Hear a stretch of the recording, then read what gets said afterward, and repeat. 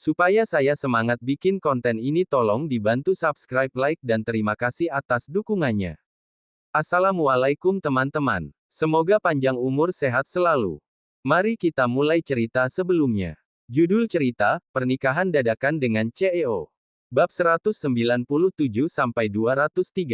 Olivia sama sekali tidak tahu kalau Stefan sedang makan di sini bersama dengan teman-temannya. Perempuan itu dan Junia serta Albert makan di sana dalam waktu yang cukup panjang. Albert pergi dahulu setelah dia menerima sebuah telepon. Olivia berkata, "Aku dan kakakmu juga sudah kenyang. Aku ke kasir dulu. Albert, kamu duluan saja, nggak apa-apa, aku dan Junia mau duduk di kafe samping dulu." Ketika dia menemani Junia datang ke kafe tersebut, Olivia jatuh cinta dengan ketenangan yang ada di dalam Havana Coffee House. Jalanan di depannya sangat ramai, tetapi karena pemilik Havana Coffee House sangat loyal, dia memasang tembok kedap suara di dalam tempat tersebut. Ketika masuk ke dalam kafe, di dalam tidak akan kedengaran keributan di luar sana. Albert tahu kalau kakak sepupunya juga mengendarai mobil sehingga nanti bisa mengantar Olivia pulang ke rumah dan berkata, "Kak Junia, Kak Olivia, aku duluan ya." "Iya, hati-hati di jalan ya," pesan Junia pada adik sepupunya. "Kak, nanti tolong anterin Kak Olivia pulang ya."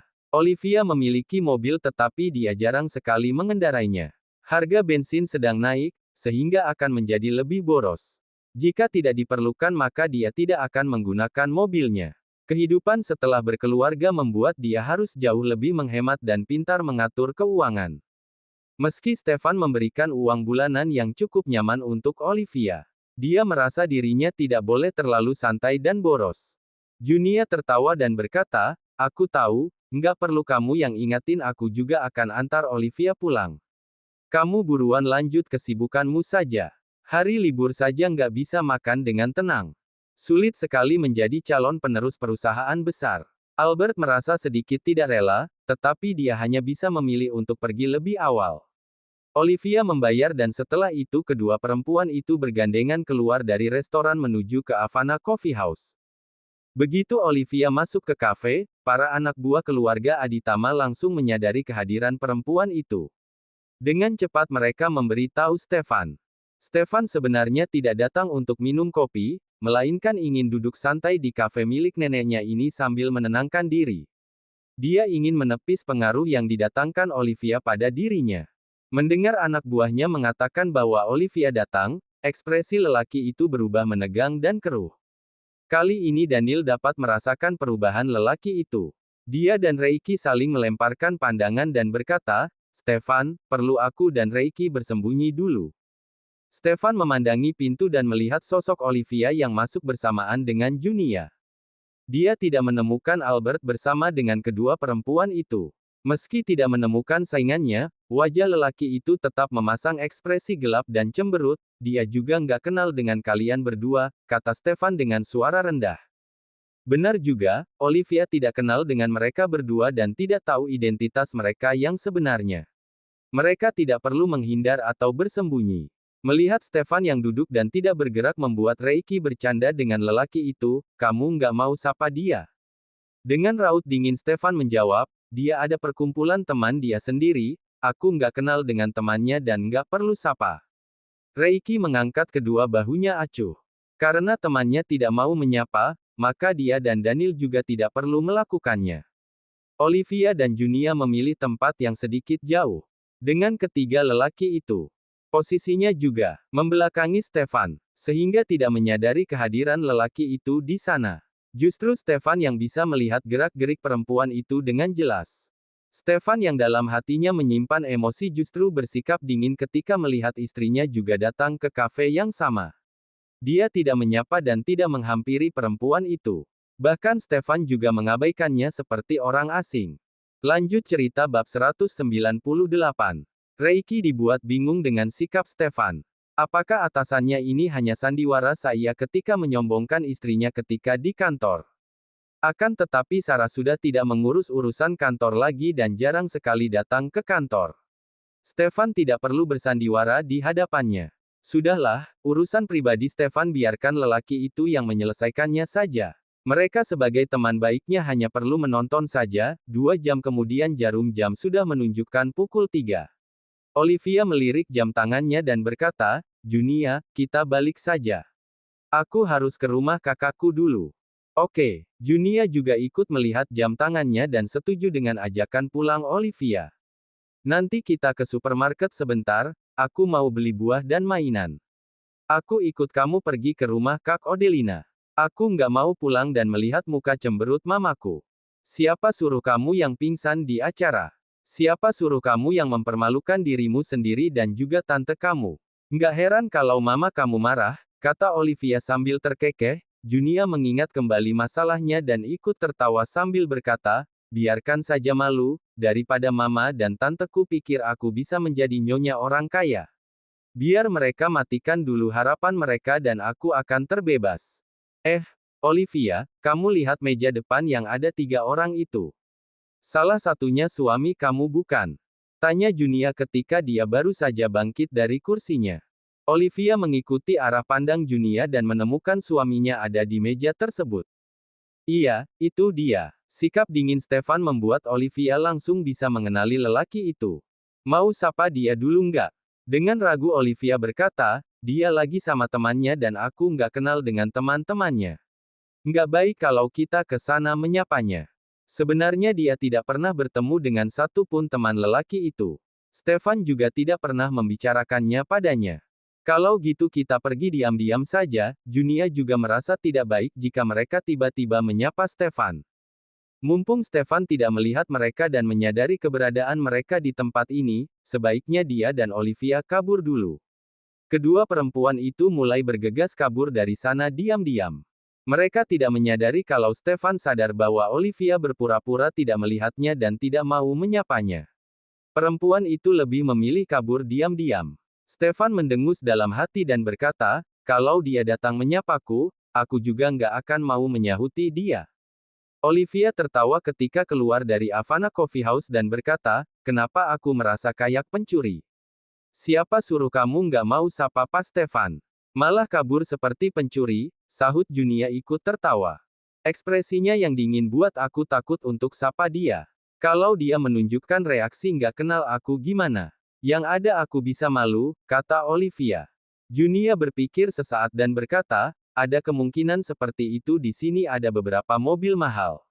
Kamu lihat, itu Rolls-Royce.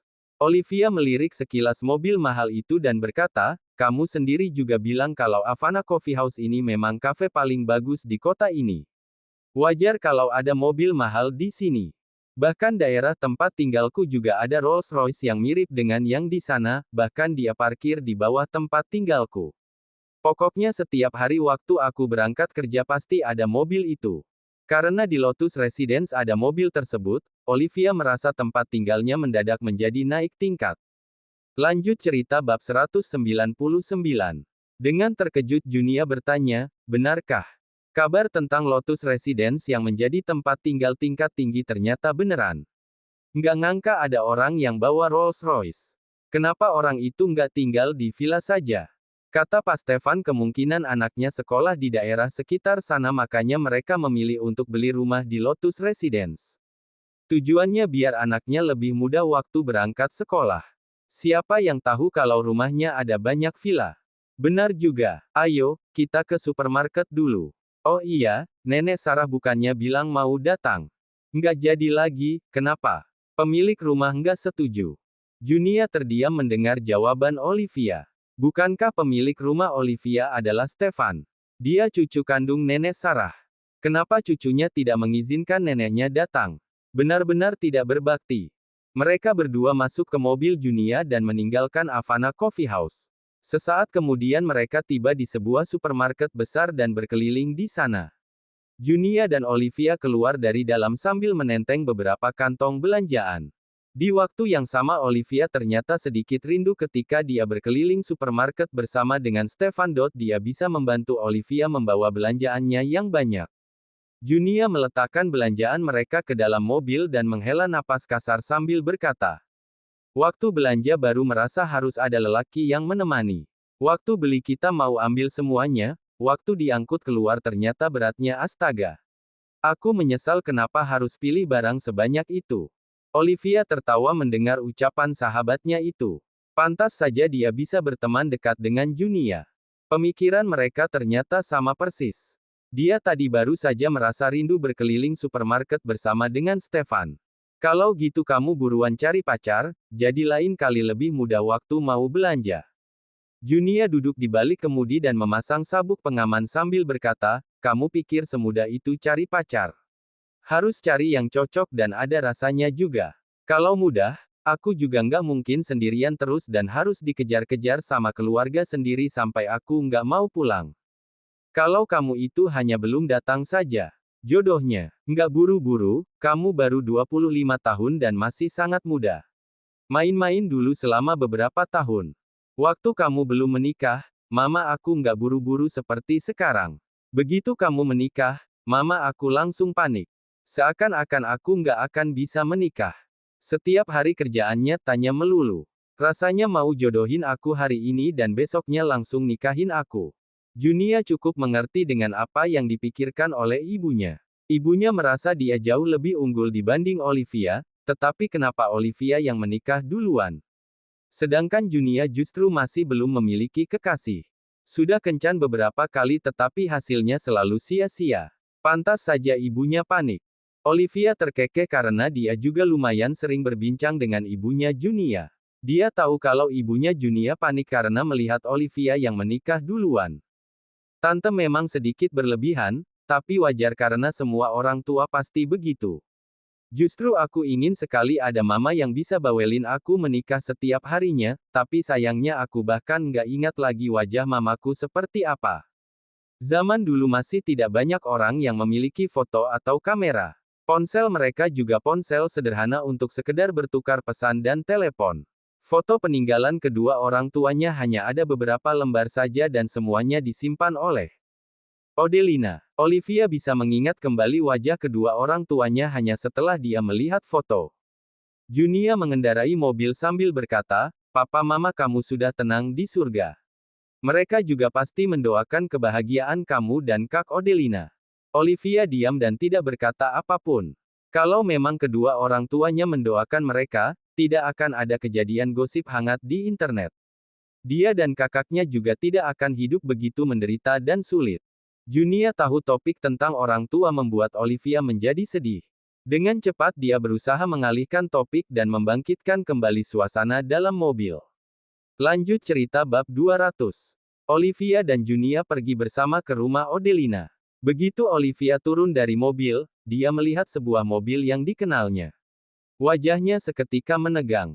Ada apa? Tanya Junia. Mobil kakak ipar kakakku diparkir di sini.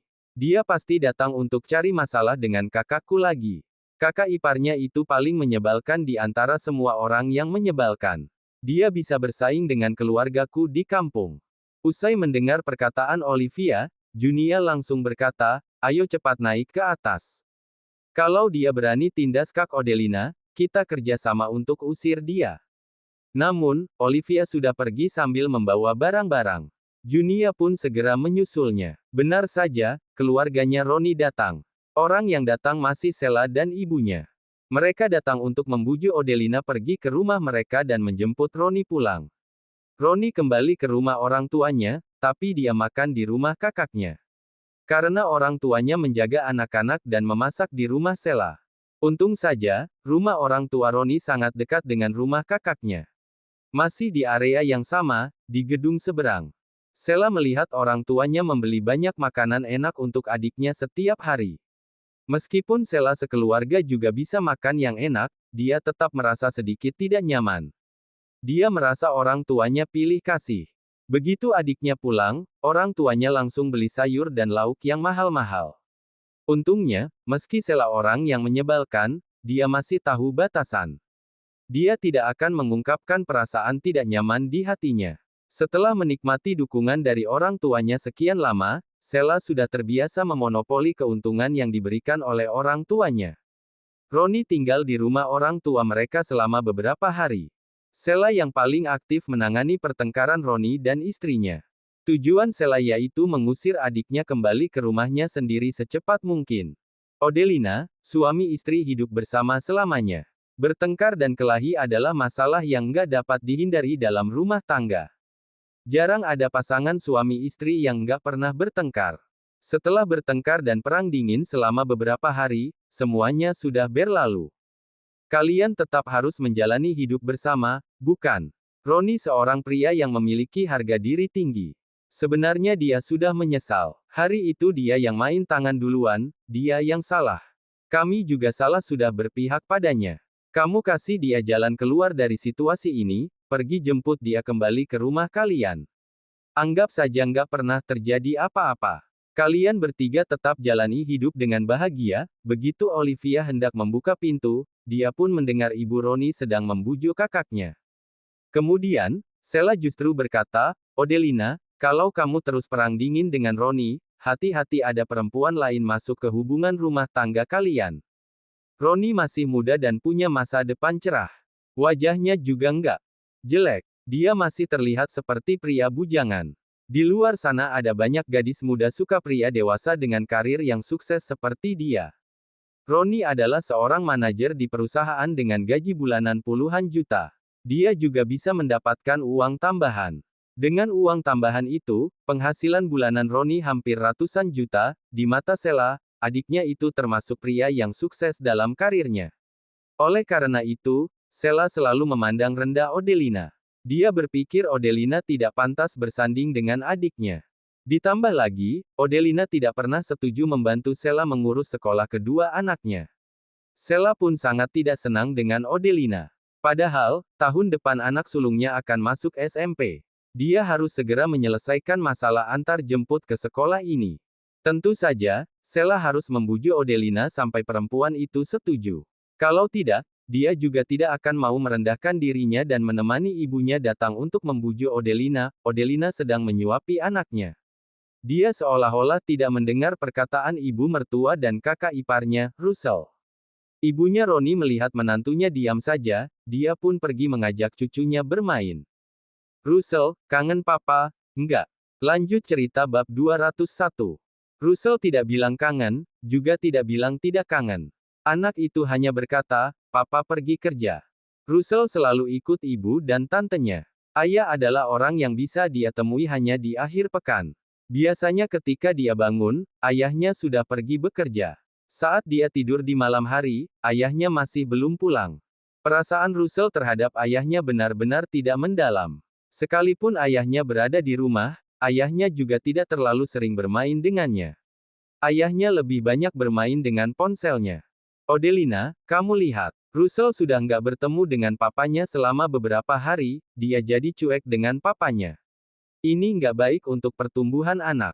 Anak laki-laki nggak boleh kehilangan kasih sayang papa selama pertumbuhannya. Banyak hal yang harus diajarkan oleh papanya. Ibunya Roni awalnya mengira cucunya akan mengatakan kalau dia kangen ayahnya.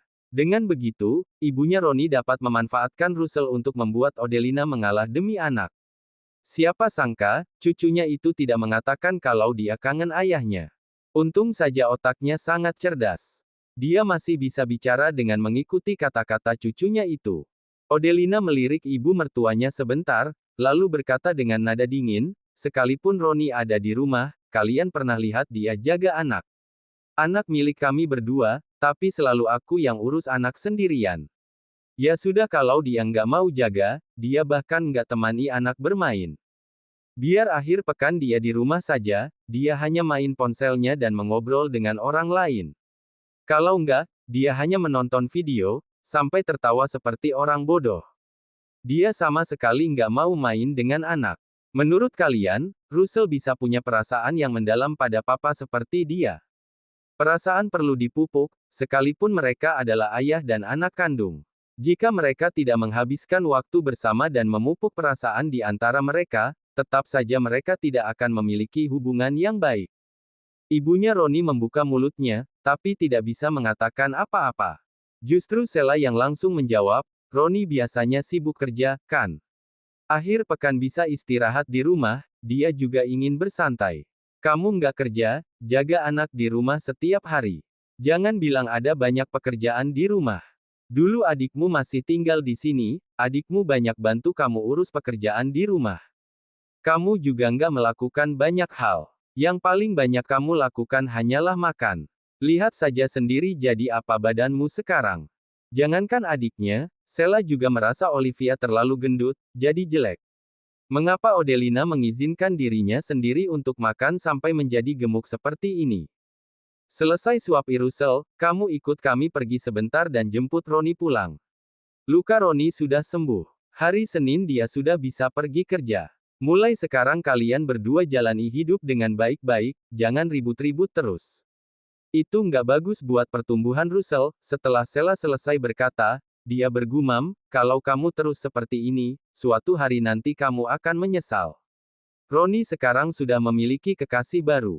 Di saat Roni cuti beberapa hari untuk memulihkan diri di rumah, kekasih barunya yang bernama Yeni datang untuk merawat Roni setelah pulang kerja setiap hari. Keduanya sangat mesra dan lengket terus seperti perangko. Sheila memiliki banyak hal yang tidak dia sukai dari Odelina. Dia berharap adiknya segera meninggalkan Odelina. Namun, begitu adiknya dan Odelina bercerai, keluarga mereka pasti menginginkan Russell. Bagaimanapun, Russell adalah cucu satu-satunya keluarga pamungkas. Namun, Russell baru berusia 2 tahun lebih, usia anak sedang nakal-nakalnya. Butuh banyak tenaga untuk menjaga anak itu. Kalau orang tua Sheila menjaga Russell, maka mereka tidak akan bisa membantu Sheila menjaga anak Sheila yang nomor 3. Sheila bisa mengatakan kata-kata peringatan yang seakan benar tapi sebenarnya tidak, itu hanya demi dirinya sendiri. Sama sekali bukan demi kebaikan Odelina. Ini rumah Roni. Kakinya patah atau dia nggak tahu jalan. Memangnya dia nggak bisa pulang sendiri. Sampai harus kakakku pergi jemput dia. Siapa yang kasih dia muka? Olivia sudah tidak tahan lagi, karena itu dia pun berkata dengan lantang. Dia membawa Junia masuk ke dalam rumah. Keduanya membawa kantong besar dan kantong kecil. Raut wajah Sheila dan ibunya seketika menjadi muram ketika mereka melihat Olivia datang. Mereka pernah pergi ke toko Olivia untuk mengadu kepada Olivia. Namun, Olivia mencerca mereka sampai mereka hanya bisa pergi dari toko buku dengan putus asa. Tante. Begitu melihat Olivia, Russell langsung berdiri dan berlari ke arah tantenya dengan senyum lebar di wajahnya. Russell masih belum tahu apa-apa. Dia tidak tahu apa yang dikatakan nenek dan tantenya kepada ibunya. Makanya semua itu sama sekali tidak akan memengaruhi suasana hatinya. Lanjut cerita bab 202. Olivia meletakkan barang-barang yang dibawanya ke atas meja. Kemudian, dia baru menggendong Russell dan bertanya dengan lembut, "Russell lagi makan bubur, ya?" Russell mengangguk, "Aku lagi makan bubur. Jadi, sudah kenyang, belum?" Russell menggosok perutnya dan berpikir sejenak, lalu menggelengkan kepalanya. Dia merasa belum makan nasi, perutnya masih agak lapar. Olivia tersenyum, lalu duduk di depan sofa. Kemudian, dia mengambil bubur yang tersisa setengah mangkuk dari kakaknya dan bertanya, "Tante yang suapin Russell boleh, enggak?" "Boleh." Junia menyapa Odelina, lalu dia juga meletakkan barang bawaannya ke atas meja. Dia hanya mengangguk kepada Sheila dan ibunya, sebagai salam. Setelah Olivia membantunya menyuapi anaknya, Odelina berbalik dan berkata kepada ibu mertua serta kakak iparnya, "Aku nggak akan pergi jemput Roni pulang. Kalau dia mau pulang, pulang saja sendiri. Kalau nggak mau pulang, aku hanya bisa minta mama dan kak Sheila bantu urus dia." Roni bahkan meminta Odelina mengembalikan biaya makannya. Saat suami istri telah menjadi hubungan seperti ini, apalagi yang bisa dikatakan? Odelina tahu kalau dia juga salah. Dia salah karena terlalu mempercayai Roni.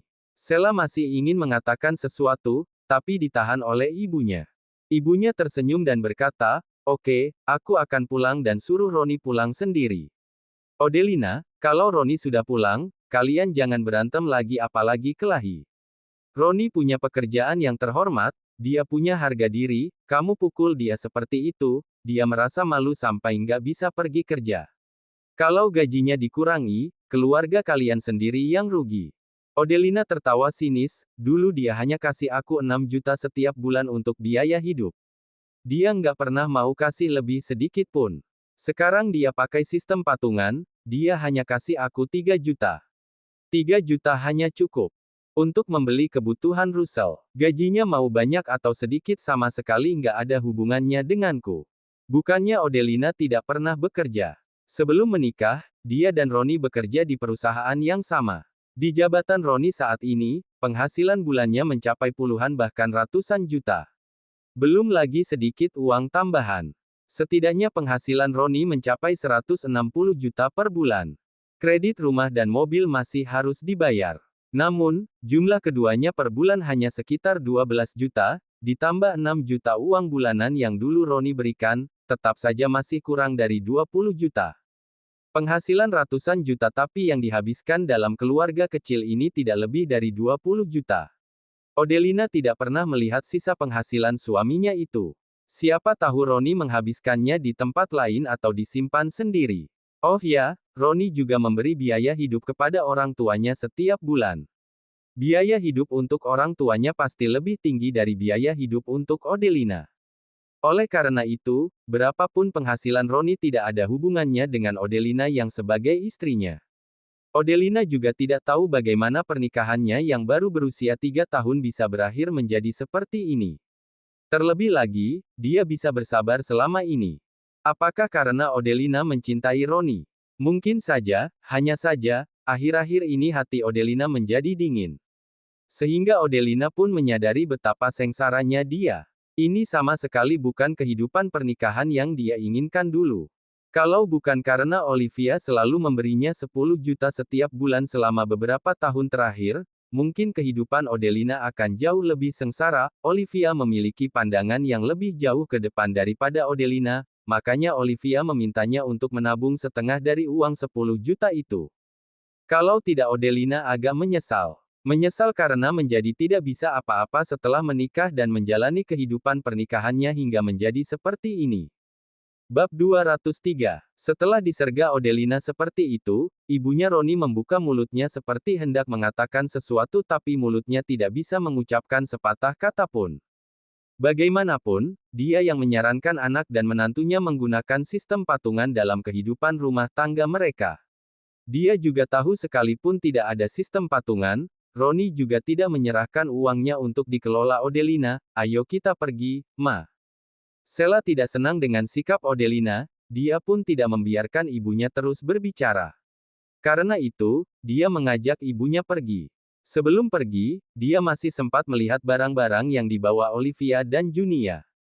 Setelah turun ke bawah, Sela baru berkata pada ibunya, Ma, menurut Mama suami Olivia kerja di perusahaan besar dan punya gaji yang sangat tinggi, enggak?